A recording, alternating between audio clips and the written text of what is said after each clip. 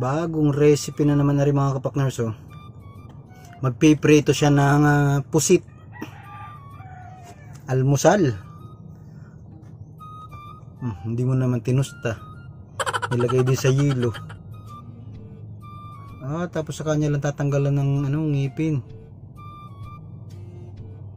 Ginupit na. Tapos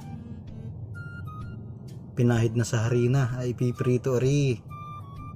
Binanlawan din. Anong purpose ng harina yun? Nawala din. Tapos gagayat-gayat din. Ay, naku naman.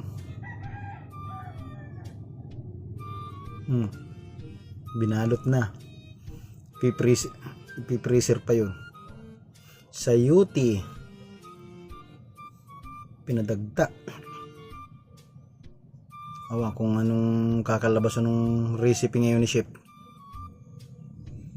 Naggayat ng sayuti. Tingnan natin kung masarap yung almusal. Basta walang sili ay ayos sari. All good sari. Uy, mais. Paborito kong ihalo sa supas yan. Alam yan ng mga tropa. Yung mga napasyal din na talagang paborito. Oh. Ay, inadikdik na yung na aking imbudo.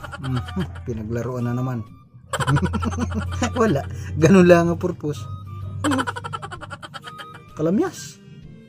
Para kalamyas yun Yan na, siling berde. Siling pula. Wala na. Yan ang halang na nung pusit.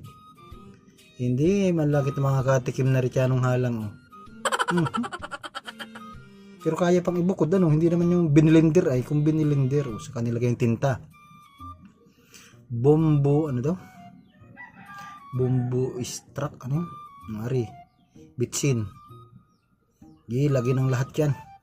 Nang malula ang mga kakain yan. Hindi makakain, may halang. Kaya yan ng mga Bicol, kaya yung mga taga Bicol yan, kaya yan. Basic sa kanila yan. Mais, may mani. Sinabawang mani, sinabawang mais, sinabawang sayuti. Bago yan lasa noon. Kulog na. At may sitaw pa. Anong dahon yan? Anong dahon yun?